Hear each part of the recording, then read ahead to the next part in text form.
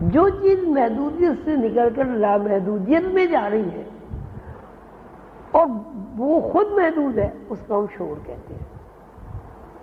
لیکن جب محدود شعور وسعت اختیار کرتا ہے اور وسعت اتنی زیادہ اختیار کر لیتا ہے کہ وہ محدودیت کے دائرے سے اتنا زیادہ آگے نکل جاتا ہے کہ محدود دائرہ جو ہے وہ اس کی تقریباً نفی ہو جاتی ہے، اس کو ہم یہ کہتے ہیں کہ اس کے شعور میں اتنی وسعت پیدا ہو گئی ہے کہ یہ لاشعور میں داخل ہو گیا. اب انسان کی زندگی جس نہج پر چل رہی ہے، جس نالج پر چل رہی ہے، یہ الفاظ کی ذخیروں پر چل رہی ہے، وہ دو دائرے ہوئے، ایک شعور ایک لاشعور. شعور محدود دائرہ، لاشعور محدود سے کچھ بڑا لامحدود دائرہ. اب لامحدود دائرے میں آدمی رہتے ہوئے مزید وسعت اختیار کرتا ہے. مزید وسعت اختیار کرنے کا مطلب یہ کہ اب اس کی چیز سامنے وہ چیزیں آتی ہیں جن کا تعلق نالج سے، پڑھنے لکھنے سے، کتابیں رٹنے سے، اساتذہ کی صحبت میں بیٹھنے سے نہیں ہے، بلکہ وہ علم ایسا ہے کہ وہ نہ کتابوں میں ملتا ہے، نہ کسی استاد کی زبان پر وہ الفاظ آتے ہیں. وہ ایسا علم ہے کہ جو اس کے لاشعور سے بھی ماورا ہے.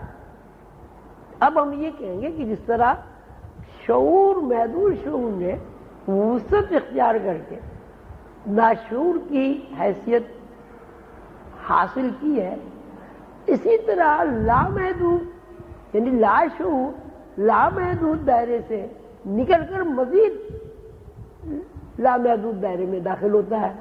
اور وہ لامحدود دائرہ ایسا ہے کہ جس کو ہم اس دنیا میں غیب کے علاوہ کوئی دوسرا نام نہیں دے سکتے، اس لیے کہ نہ وہ ہمیں آنکھوں سے نظر آتا ہے، نہ وہاں کی آوازیں ہم کانوں سے سنتے ہیں، نہ وہاں کے جو احساسات ہیں ان کا ہم زمین کے اوپر اپنے مادی شعور سے اس کا ادراک کر سکتے ہیں. تو اس کو ہم غیب کی دنیا کہتے ہیں.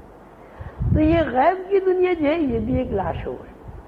اب اس کو شعور، لاشعور، ورائے لاشعور، یا کچھ لوگ کہتے ہیں شعور، لاشعور، تحت لاشعور، ورائے لاشعور، وراء الورا لاشعور.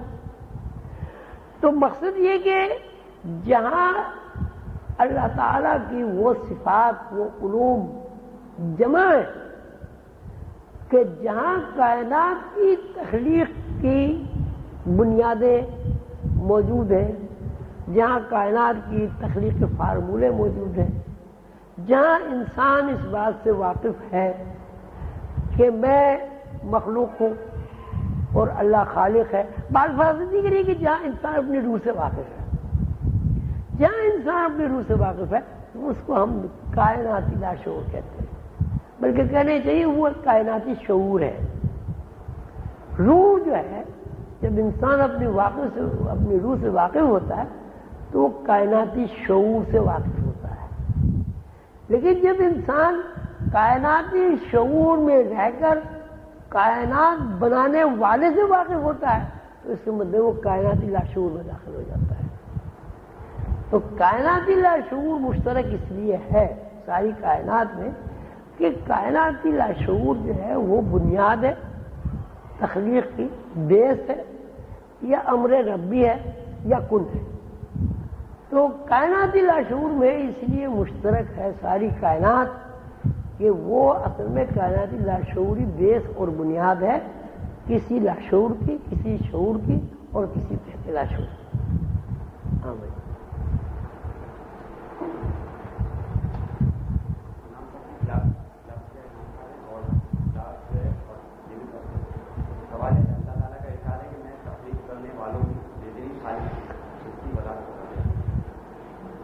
اس کی وضاحت کی ضرورت ہی نہیں ہے. آپ نے ڈیٹیل میں اس کی وضاحت نہیں کی کیا؟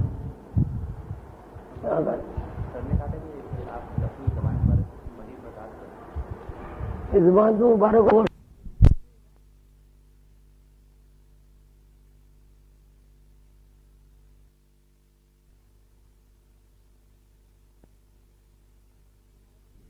فکر وضاحت کی ضرورت ہی نہیں ہے. آپ نے ڈیٹیل میں کی وضاحت نہیں کی کیا؟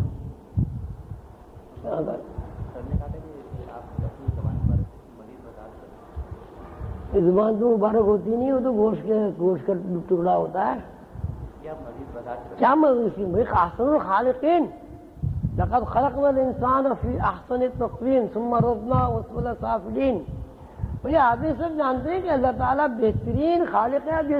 اب یہ سائنٹسٹ بھی خالق ہے، مصوری بھی خالق ہے، میری اماں بھی خالق ہے، میرا ابا بھی خالق ہے، اور بہترین اس میں کیا وضاحت کی کیا ضرورت ہے؟ بھائی یہ تو نرسری کے بچوں کا سوال ہے. آپ ادھر آئیں. احسن الخالقین کی تو بیان کریں. نہیں کون سی میرے سے سوال کرنے کا کیا ہے اس میں بیان؟ اصل میں سوال پورا کیا نہیں ہے. اس کا مقصد یہ ہے کہ یہ جو اللہ تعالیٰ ارشاد ہے اس میں دوسرے جو خالقین ہیں ان کی وضاحت چاہتے ہیں کہ کون کون ہے خالقین دوسرے جو ہیں. سب سے پہلے بھائی میری اماں میری خالق ہے، میرے ابا میرے خالق ہے. یہ جس نے مسجد بنائی وہ مستری اس کا خالق ہے، جس نے لاؤڈ اسپیکر بنایا وہ اس کا خالق ہے. کیوں بھائی یہ اس کو ہم کیا کہیں گے؟ بھائی مجید کیا ہے تو مجید بھی تو خالق ہی ہے.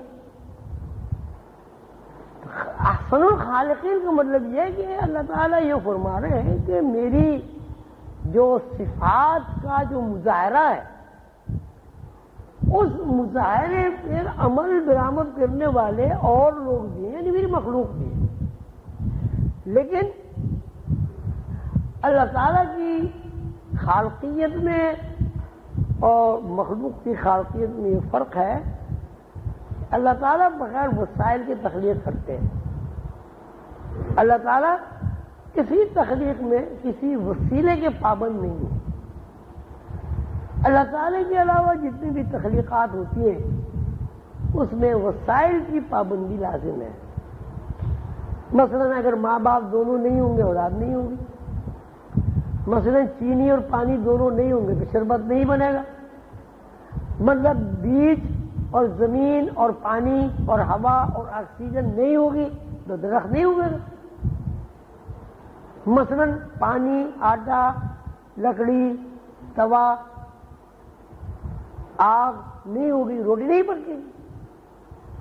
احسن الخالقین کا مطلب یہ کہ اللہ تعالیٰ ایسے خالق ہیں کہ وہاں وسائل زیر بحث نہیں آتے. اللہ تعالیٰ اگر یہ فرمائے کہ ایک انسان، تو اب ایک انسان کے لیے ضروری نہیں ہے کہ وہاں پہلے وہ اماں حوا بنے، پھر ابا آدم بنے، پھر وہ دونوں کی دوسرے کی شادی ہو، پھر جہاں حمل قرار پڑے، پھر جین بنے، پھر جناب وہ رحم میں 9 مہینے تک جناب بچے صاحب پرورش پاتے رہے، پھر 9 مہینے کے بعد پیدائش ہو، پھر پیدائش ہونے کے بعد وہ 2 سال تک بچہ دودھ پیے. یہ سب تخلیق ہے.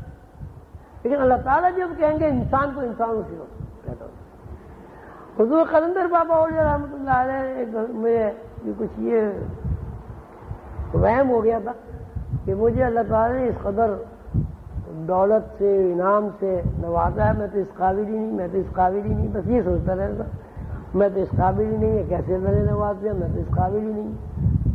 تو وہ بات ان تک پہنچ گئی روحانی طور پر. تو ایک دن اس سے فرمایا رہے کہ بھائی یہ تم نے رٹ لگا رکھی ہے، میں تو اس قابل نہیں، میں تو اس قابل نہیں. کیا تم یہ کہنا چاہتے ہو کہ تم اللہ میں سے زیادہ جانتے ہو؟ اللہ میں نے تمہیں نواز کی کوئی ناز باللہ غلطی کی؟ تو بات ہے یہ بھائی اللہ تعالیٰ نے نوازا، میں کہہ رہا ہوں میں اس قابل نہیں ہوں، اس کے مطلب میں اللہ تعالیٰ سے ناز باللہ زیادہ جانتا ہوں. اس نے انہوں نے فرمایا کہ اللہ تعالیٰ کا تو یہ حال ہے کہ اگر ایک تنکا زمین پر پڑا ہوا ایک تنکا ہے معمولی سا، اس کو اللہ تعالیٰ کہتے ہیں تو پیغمبر ہے، وہ انہی اوصاف کے ساتھ تنکا پیغمبر کی شکل میں تبدیل ہو جائے گا. احسن الخالقین کا مطلب یہ در و بس وسائل کی پابندی سے بے نیاز جب وہ کچھ کہتا ہے تخلیق ہو جاتی ہے. تخلیق کرنے والوں میں سے سب سے اچھا خالق ہو. تخلیق کرنے والے مطلب کہ وسائل اللہ تعالی نے جو بنائے ہیں ان کو آمیزہ کر کے ان کو ایک جگہ جمع کر کے آپ کوئی تخلیق کریں. اب جتنی سائنسی ایجادات ہیں جتنی بھی ہیں آپ یہ دیکھیں اس میں وسائل دینے پیسہ آتے ہیں. اگر وسائل پہلے سے موجود نہ ہو وہ چیز تخلیق ہو ہی نہیں سکتی. مثلا پانی نہ ہو، لوہا نہ ہو، بجلی نہیں بن سکتی. پانی ہوگا وہ جناب پھر وہ سرنگیں ہوں گی، اس میں سے پانی نکلے گا، ٹربائن چلیں گے، ٹربائن کے بعد اس میں ہیٹ پیدا ہوگی، پھر میگنیٹ ہوگا، میگنیٹ اس ہیٹ کو پکڑ کے بجلی بنائے گا، پھر وہاں سے آگے تار بنیں گے، وہ تاروں میں ڈرا میگنیٹک فیلڈ بن جائے گی. تو یہ بجلی کا مطلب یہ کہ جب تک ایک چین نہیں ہوگی وسائل اس وقت تک کوئی چیز